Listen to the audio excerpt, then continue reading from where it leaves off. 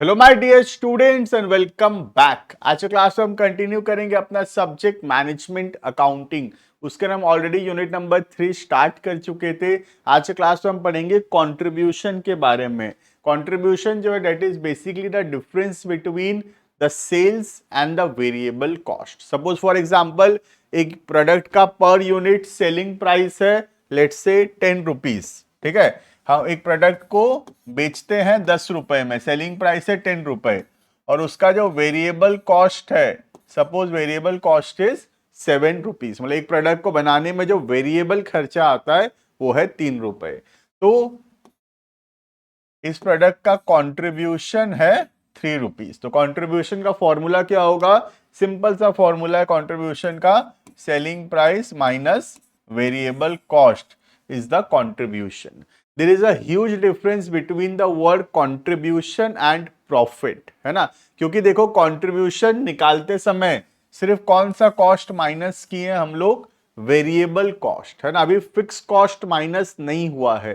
Contribution में से जब हम फिक्स कॉस्ट को माइनस करेंगे तब आएगा प्रॉफिट। क्लियर है? तो अगर मैं इसका फॉर्मूला बनाना चाहूं तो फॉर्मूला क्या बनेगा देखना, कंट्रीब्यूशन इक्वल्स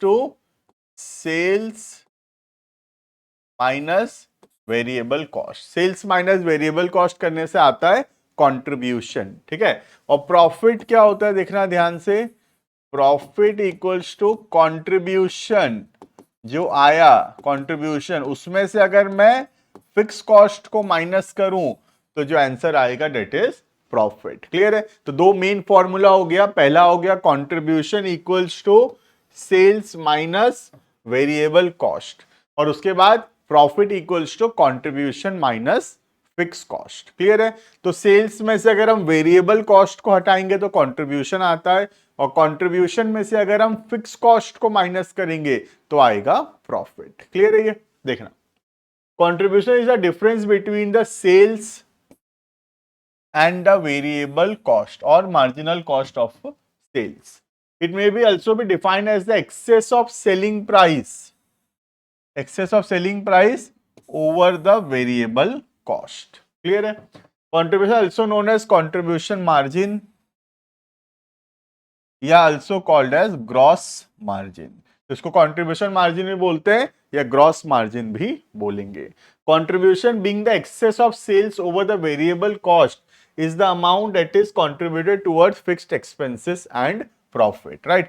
तो contribution का basic सा formula हम पढ़ ही लिए, वो तो formula हो गया sales minus variable cost, right? तो ये जो contribution है, कंट्रीब्यूशन हमको हेल्प करेगा फिक्स कॉस्ट को रिकवर करने में, और फिक्स कॉस्ट को रिकवर करने के बाद जो पैसा बचेगा that will be profit, right. If the selling price of product is 20 rupees and the variable cost is 15 rupees, then obviously the contribution is 5 rupees. तो आ गया फॉर्मूला समझ में, selling price minus variable cost is the contribution. Clear है? Further, let's say that the fixed expense is 50,000 and the total number of units sold it 8,000. तो देखते हैं profit कैसे निकलेगा। तो अगर हम 8,000 यूनिट बेचेंगे तो कंट्रीब्यूशन कितना होगा? 8,000 इंटू 5, 40,000, क्योंकि पर यूनिट कंट्रीब्यूशन 5 रुपीज है, 20 रुपए का सेलिंग प्राइस, 15 का वेरिएबल कॉस्ट, तो पर यूनिट कंट्रीब्यूशन 5 है, तो टोटल कंट्रीब्यूशन कितना होगा? 40,000। अब 40,000 का कंट्रीब्यूशन है और अगर फिक्स कॉस्ट है 50,000 का, तो इसका मतलब हमारे बिजनेस में there is a loss of 10,000। समझ में आ रहा है? 10 means that the total contribution is 40,000 which is not sufficient even to meet the fixed expense, result into a loss of 10,000। Clear है ये? तो सिंपल सा फॉर्मूला हो गया, contribution equals to sales minus variable cost, profit equals to contribution minus fixed cost। clear है ये? next, in case the output is 10,000, suppose output 10,000 है, तो contribution कितना होगा? contribution होगा 10,000 unit multiplied by per unit 5, तो contribution होगा 50,000। तो प्रॉफिट कितना होगा, there will be no profit no loss, because contribution है 50,000, फिक्स कॉस्ट है 50,000, तो प्रॉफिट है 0। तो ये नो प्रॉफिट नो लॉस को बोलते हैं ब्रेक इवन पॉइंट। क्लियर है ये? Next, the profit can be carried on only when the amount of contribution exceeds the fix cost. Obviously जब कंट्रीब्यूशन ज्यादा होगा as compare to the fix cost, तब हम बोलेंगे कि प्रॉफिट है, right. Hence any output beyond 10,000 will give a profit. अगर 10,000 से ज्यादा यूनिट सेल होगा तो प्रॉफिट होगा, और 10,000 से कम होगा तो लॉस होगा। 10,000 को बोलते हैं यहां पे मार्जिनल कॉस्टिंग में ब्रेक इवन पॉइंट। तो ब्रेक इवन पॉइंट वो पॉइंट होता है जहां पे there is no profit no loss. तो ब्रेक इवन पॉइंट से अगर कम सेल्स होगा तो लॉस होगा, ब्रेक इवन पॉइंट से अगर ज्यादा सेल्स होगा तो प्रॉफिट होगा। Break even point is the point where there is no profit and no loss. Clear है? अब यहां पे एग्जांपल है, सपोज 15,000 यूनिट बेचे, तो 15,000 इंटू 5 कॉन्ट्रीब्यूशन आएगा 75,000 का कॉन्ट्रीब्यूशन है, इसमें से 50,000 का अगर फिक्स कॉस्ट हटा दें तो प्रॉफिट आएगा 25,000। क्लियर है ये? Contribution equals to sales minus variable cost. Contribution equal to selling price minus variable cost per unit, और फिर फॉर्मूला है contribution equals to fix cost plus profit और लॉस, राइट। ये फॉर्मूला बस मैं बता देता हूं तुमको, देखना। जैसे कि मैं फॉर्मूला बताया, profit equals to contribution minus fix cost, right. तो क्या मैं ऐसे लिख सकता हूं इसको, देखना, contribution equals to fix cost को अगर मैं इधर ले आऊं, fix cost plus profit, right. तो कंट्रीब्यूशन का ये एक और फॉर्मूला बन सकता है, contribution equals to fix cost plus profit, अगर लॉस हुआ तो माइनस लॉस। तो ये एक फॉर्मूला लिखा हुआ है, contribution equals to fix cost plus profit, अगर लॉस है तो माइनस लॉस। क्लियर है ये? Advantages of contribution. कंट्रीब्यूशन का क्या एडवांटेजेस है? The concept contributes valuable aid of management making managerial decisions। तो डिसीजन मेकिंग में हेल्प करता है। डिसीजंस हम कभी भी प्रॉफिट के बेसिस पे नहीं लेते, डिसीजंस हमेशा मार्जिनल कॉस्टिंग में लिया जाता है on the basis of contribution. क्यों बताओ? क्योंकि फिक्स कॉस्ट तो कांस्टेंट है, फिक्स कॉस्ट चेंज नहीं होता, तो हम फिक्स कॉस्ट के बेसिस पे डिसीजंस नहीं ले सकते। तो इसीलिए हम डिसीजंस लेते हैं on the basis of the contribution, not on the basis of the profit, right? A level benefit resulting from the concept contribution margin are given below। क्या क्या फायदा होता है?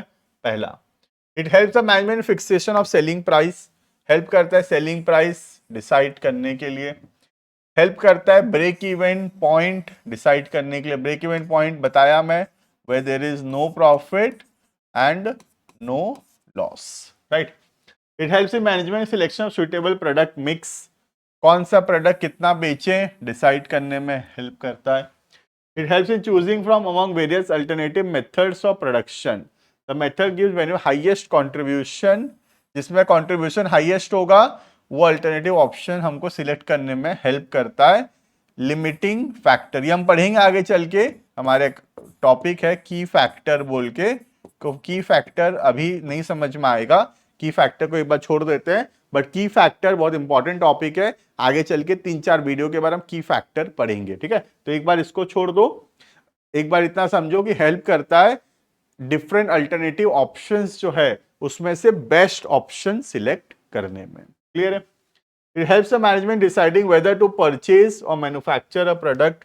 तो डिसीजन मेकिंग में हेल्प करता है एक प्रोडक्ट को खरीदें या फिर मैन्युफैक्चर करें। It helps in taking a decisions as regard to adding a new product in the market। तो हेल्प करता है डिसीजंस लेने में। क्लियर है? तो these are all advantages of our contribution margin। Clear है? मार्जिनल कॉस्टिंग इक्वेशन सिंपल सा formula है, ये मैं ऑलरेडी पढ़ा चुका। सेल्स माइनस वेरिएबल कॉस्ट आएगा कंट्रीब्यूशन, और कंट्रीब्यूशन माइनस फिक्स्ड कॉस्ट आएगा प्रॉफिट, राइट। तो ये दो मेन फॉर्मूला है कंट्रीब्यूशन मार्जिन का, और इससे हम कुछ बेसिक क्वेश्चंस कर पाएंगे रिलेटेड टू कंट्रीब्यूशन, राइट। तो देखते हैं पहला क्वेश्चन, देखना, determine the amount of variable cost, क्या निकालना है हमको, वेरिएबल कॉस्ट बताना है, ठीक है। We have to calculate the amount of variable cost. पहला सेल्स है 1.5 लाख का, फिक्स कॉस्ट है 30,000 का, प्रॉफिट है 40,000 का, ठीक है। तो पहले मैं प्रॉफिट का फॉर्मूला लिखता हूं, profit equals to contribution minus fix cost, right. तो प्रॉफिट कितना है, प्रॉफिट है 40,000 equals to contribution minus fix cost कितना है 30,000। तो कंट्रीब्यूशन कितना आएगा देखते हैं, इधर जाएगा तो कंट्रीब्यूशन आएगा 70,000। समझ में आया इतना, कंट्रीब्यूशन है 70,000। अब मैं अगर कंट्रीब्यूशन का फॉर्मूला लिखूं तो sales minus variable cost, right. तो कंट्रीब्यूशन है 70,000, 70,000 इक्वल्स टू सेल्स, सेल्स है 1.5 लाख माइनस वेरिएबल कॉस्ट, तो वेरिएबल कॉस्ट आएगा 80,000। क्लियर है, तो वेरिएबल कॉस्ट है 80,000। Clear. Next, from the following information find out the amount of profit earned during the year using the marginal costing technique. तो हमको profit बताना है, ठीक है। पहला फिक्स कॉस्ट है 2.5 लाख का, वेरिएबल कॉस्ट है 10 रुपए का, सेलिंग प्राइस है 15 रुपए। तो मैं निकाल लेता हूं contribution per unit, per unit कितना कंट्रीब्यूशन हो रहा है, ठीक है। तो सेलिंग प्राइस है 15 का और वेरिएबल कॉस्ट है 10 का, तो कंट्रीब्यूशन हो रहा है 5 रुपीज पर यूनिट, 5 रुपए पर यूनिट का कंट्रीब्यूशन है, ठीक है। तो टोटल कंट्रीब्यूशन निकाल लेते हैं फिर, total contribution equals to, total contribution equals to कितना यूनिट है, 75,000 units into 5 rupees per unit. तो टोटल कंट्रीब्यूशन है 3,75,000। क्लियर है, टोटल कंट्रीब्यूशन है 3,75,000 और हमारा फिक्स कॉस्ट है 2.5 लाख। तो प्रॉफिट आ जाएगा, प्रॉफिट का फॉर्मूला पहले लिख लेंगे, हमेशा आदत डालना फॉर्मूला लिखने का, profit equals to contribution minus fix cost, right. तो कंट्रीब्यूशन हमको पता है, ये रहा 3,75,000 माइनस फिक्स कॉस्ट है 2.5 लाख।